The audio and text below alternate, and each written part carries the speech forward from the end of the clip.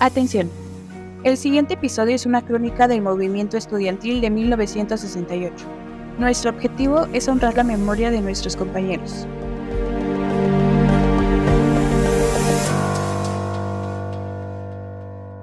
...2 de octubre no se olvida.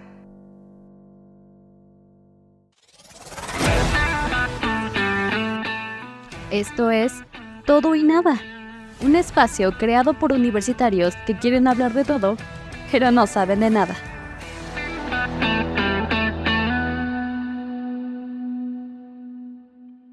¿Quiénes son estos? Son estudiantes, mi subteniente. Querían esconderse en los tinajos, allá arriba en la azotea. Aunque dando clases de guerrilla. Qué poca madre. Pinche gobierno puto. ¿Qué es eso, güey? ¿Qué estás viendo? Es una peli, la de Rojo Amanecer. ¿Y de qué trata? ¿Es algo así como la Pasión de Cristo o qué? No mames, no. Es sobre la matanza del 2 de octubre. Ah, ya. La del halconazo, ¿no?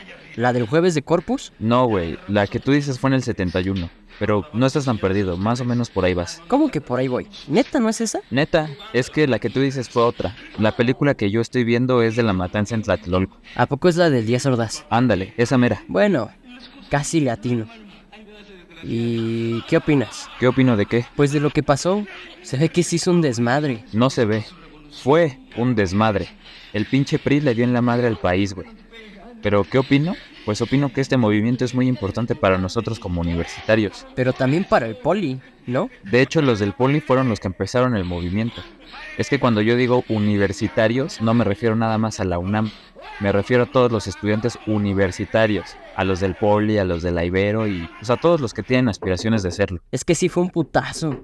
Imagínate, que antes del Mundial del 2026, el gobierno ordene una matanza estudiantil. Güey, cállate, no digas cosas que no. Pero tienes razón, sí fue un golpe para el país. Ese día marcó la historia política, social y cultural. Hay una canción muy chida que habla de eso, güey. ¿Cuál? La de... ¿cómo se llama esta? ¿La de Antes de que nos olviden de Caifanes? No, o sea, bueno sí, pero también hay otra. ¿Cuál? Es esta, mira. Pero ponle pausa a la peli. Hace ya tiempo que la historia pasó, la gente no lo puede olvidar. En Tlatelolco la sangre corrió de letrados que sabían la verdad.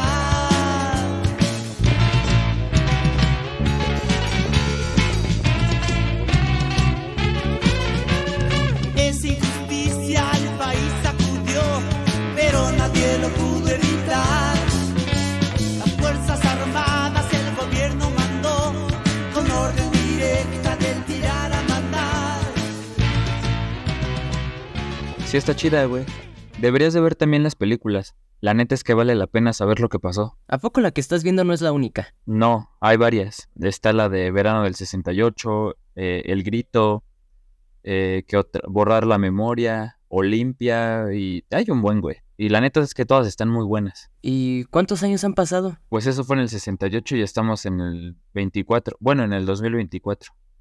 Hoy se cumplen 56 años, güey. ¿Hoy se cumplen 56 años? Simón, hoy es 2 de octubre. ¿Y luego? ¿Luego qué? ¿No va a haber nada en el centro o en Tlatelolco por el aniversario? Seguramente sí.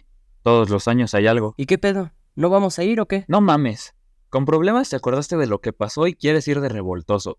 No alteres el orden del país, güey. Tenemos que dar una buena imagen al mundo. Y más porque ayer entró nuestra nueva presidenta, papá. Pinche lambiscón.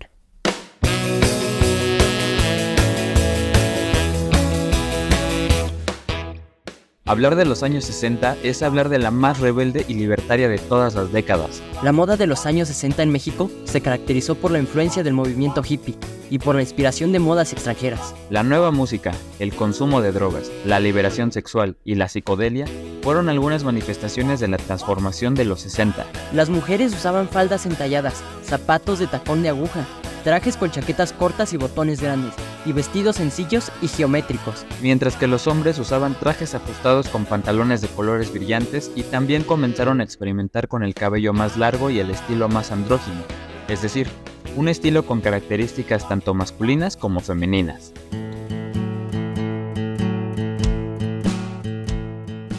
Los hombres combinaban la playera blanca, chamarra biker y jeans de marca con un look inspirado en los Beatles, que incluían camisetas y playeras tipo polo, pantalones ajustados y abrigos de lana. Al igual que en todo el mundo, en México esto alteró a las generaciones más grandes, pues estaban acostumbrados a una sola cosa, a un régimen duro y autoritario. No había lugar para los revoltosos y las libertades eran mínimas. El gobierno tenía un control casi absoluto.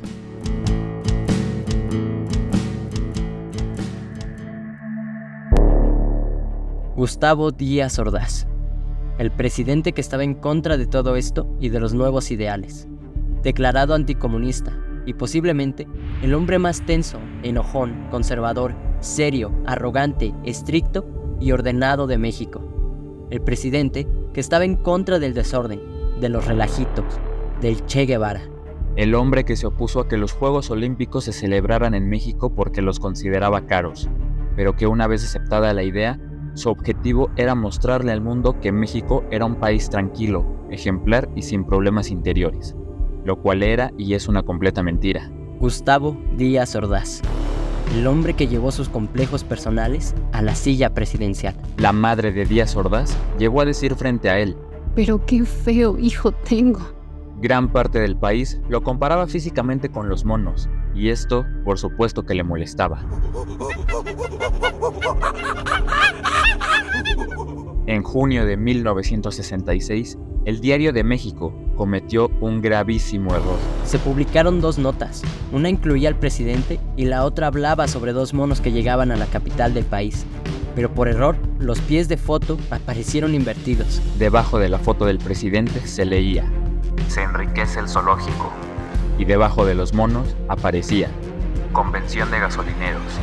Semanas después, el presidente ordenó la muerte del diario. Gustavo Díaz Ordaz, el presidente de 1964 a 1970. El presidente que no permitió la libertad de expresión. El hombre que hizo que el 2 de octubre no se olvide.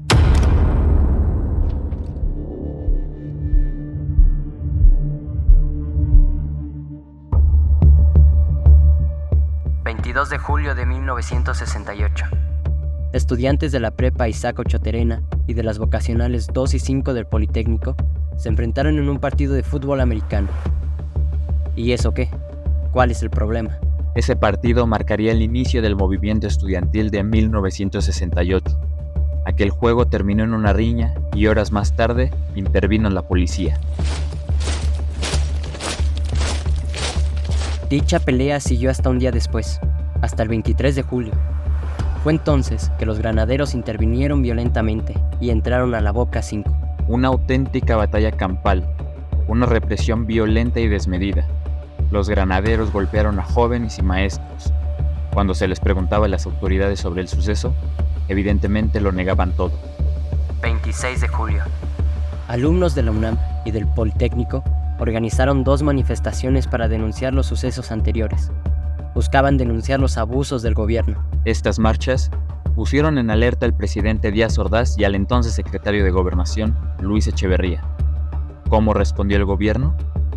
Con más violencia. Las manifestaciones del 26 de julio fueron reprimidas en serio. Estaba claro que el gobierno no iba a ser flexible con los estudiantes, ni con cualquiera que hiciera relajitos.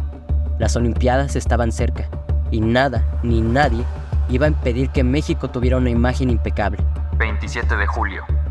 Los estudiantes se organizaron y tomaron las preparatorias 1, 2 y 3 de la UNAM para realizar las primeras asambleas. El gobierno quería acabar con los movimientos sociales. Irían en contra de todo aquel que levantara la voz, y esto quedó más que demostrado durante la madrugada del 30 de julio.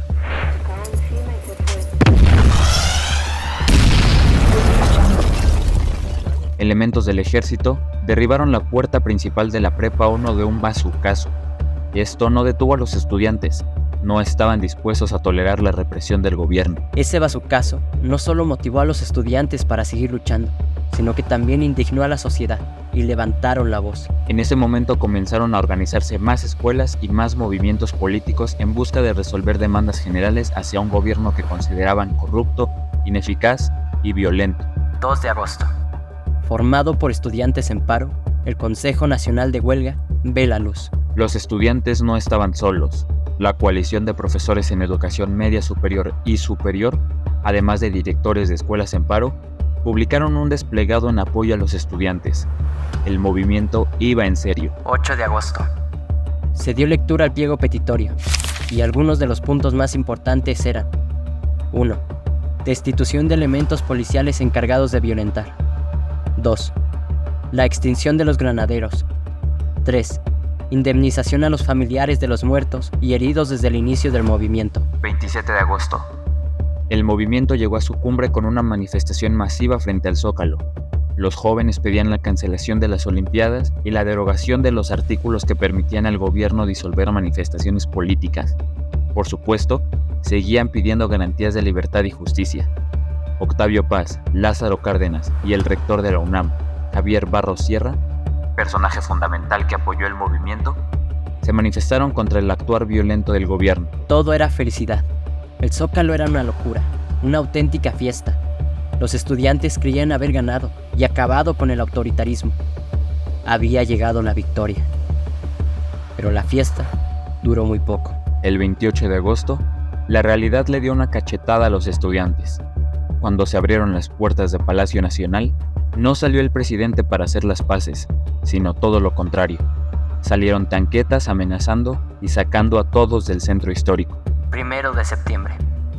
Llegó el informe presidencial, y Díaz Ordaz descalificó al movimiento estudiantil como una conspiración para sembrar desorden y la confusión, además de tachar a los jóvenes de provocadores y revoltosos. El presidente advirtió el uso de la fuerza militar, como si no hubiera sido suficiente o no hubiera sido bastante claro.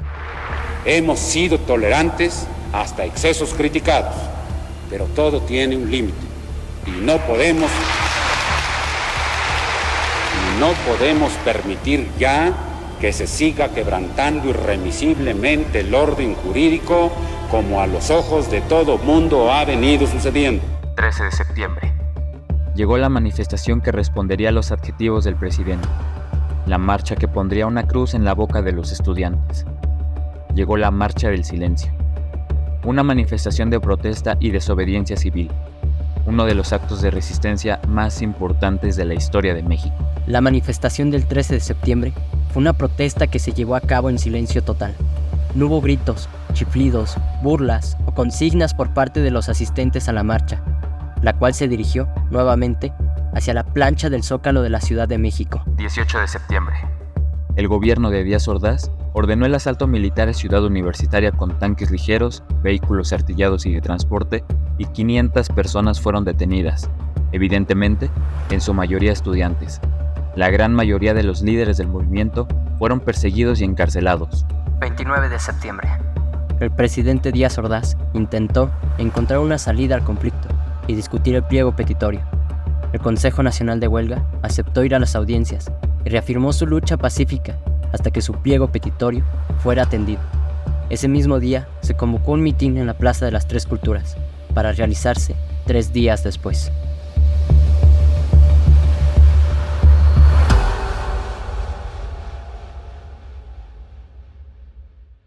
...2 de octubre.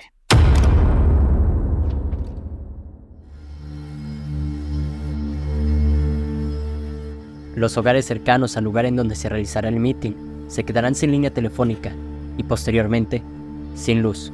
12:30 p.m. El ejército toma posesión alrededor de la Plaza de las Tres Culturas en Tlatelolco para contener el movimiento y mantener el orden. Estos elementos son enviados para dispersar a los participantes del mitin sin abrir fuego contra ellos. 4:30 p.m. La plaza se abarrota de estudiantes, profesores y civiles. 5 p.m.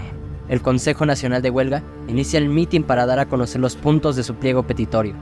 Esto desde un balcón en el edificio Chihuahua. 6 p.m. Estallan en el cielo luces de bengala verdes y rojas.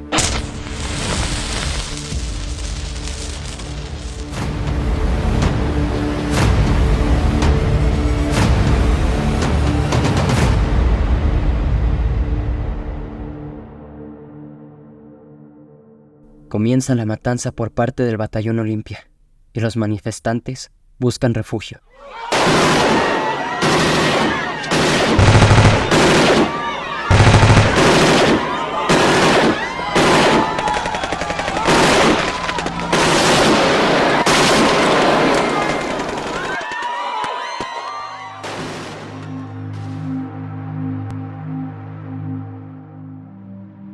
Los gritos, la sangre, el dolor y la incertidumbre ahogan el movimiento estudiantil. El Batallón Olimpia se creó para garantizar la seguridad en los Juegos Olímpicos, pero antes de eso, el gobierno les dio otra tarea: asesinar a los revoltosos que arruinaban la imagen de México. Vestidos de civiles y con un guante o pañuelo blanco en la mano izquierda, desde el edificio Chihuahua y los alrededores de la plaza, abren fuego contra el ejército y los participantes del mitin. El ejército, confundido, responde a los ataques sin saber de quién se trata. Más de 2 horas después, el fuego termina y más líderes del movimiento son detenidos. En los pasillos del edificio Chihuahua y afuera de los apartamentos, desnudan y golpean a los estudiantes, además de organizar los cuerpos. Más de 2,000 personas fueron detenidas y llevadas al campo militar número 1. Algunos fueron encarcelados y otros no se volvieron a ver. El número de muertos siempre será una incógnita para el pueblo de México.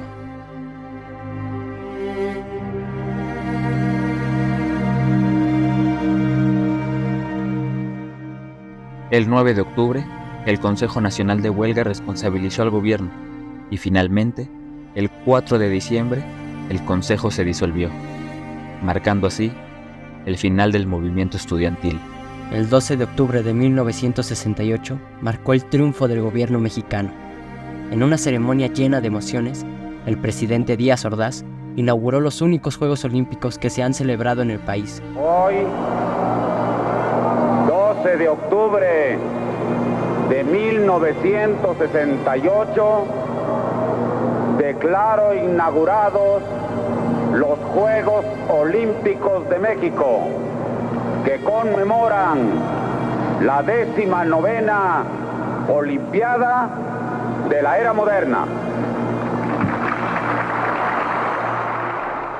La versión oficial dijo que el conflicto había sido entre misteriosos terroristas y el heroico ejército. Esto con apenas 20 bajas. Casi todos decían ser soldados. La matanza del 2 de octubre no fue noticia, pues los medios estaban totalmente censurados. Las noticias fueron el clima. No hubo cambio de programación. No hubo nada. Tlatelolco se limpió la madrugada del 3 de octubre. Se acusó a Luis Echeverría de haber sido él quien dio las órdenes al Batallón Olimpia de disparar a los estudiantes. Echeverría siempre lo negó, asegurando que el ejército y el Batallón Olimpia habían recibido instrucciones directas del presidente de la República. Años después, Luis Echeverría declaró que no fue para tanto y que se ha estado exagerando con el número de muertos. Se exageró mucho la cantidad. Yo sí te decía decir. Creo que nunca se ha aclarado la cantidad, pero no fueron los que dijeron. Eso es una exageración enorme. No fue así. ¿Tiene alguna cifra de cuántos muertos? Para haber sido alrededor de 30, realmente, yo creo. Y algunos soldados, algún oficial herido. La mano derecha del presidente se lavó las manos y no volvió a cruzar palabra con Díaz Ordaz, quien expresaría más tarde su arrepentimiento por haberle heredado su puesto. Un año después del 2 de octubre, Díaz Ordaz asumió la responsabilidad. Asumo íntegramente la responsabilidad personal, ética, social, jurídica, política e histórica por las decisiones del gobierno en relación con los sucesos del año pasado.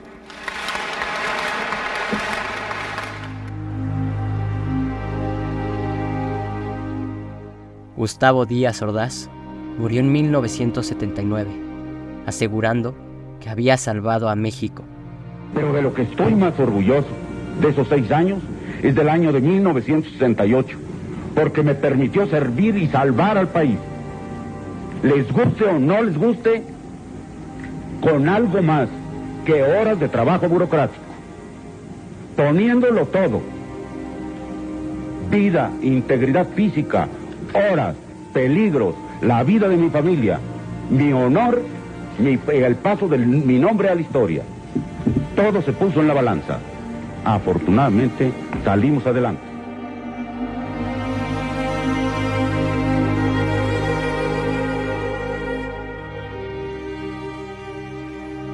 Yo dejé mi carro en la calzada de los Misterios. Mi hermano se quedó adentro mientras iba a la manifestación. Cuando regresé, ya no había carro. Mi hermano. Querida Regina, en atención a tu testimonio y al de todos los afectados de alguna manera por el 2 de octubre de 1968, queremos manifestarte lo siguiente.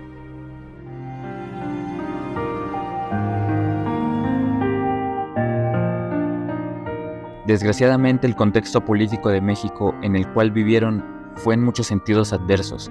Fueron víctimas de un sistema político intolerante a cualquier modo de expresión, puesto que se buscaba callar todos aquellos pensamientos individuales, cuyo estandarte consistiera en la búsqueda de las libertades civiles de los ciudadanos.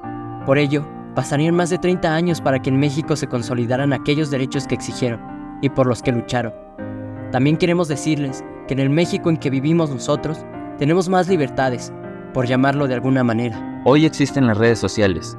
En ellas podemos decir todo lo que pensamos, sentimos y queremos, cosa que en su época no se podía hacer. Sin embargo, los jóvenes aún tenemos muchos retos que afrontar.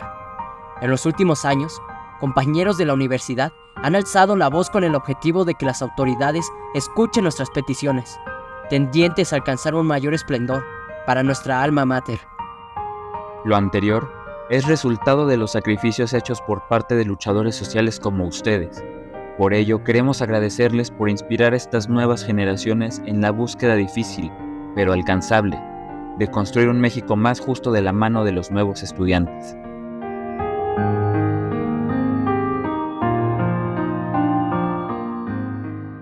Ni perdón, ni olvido.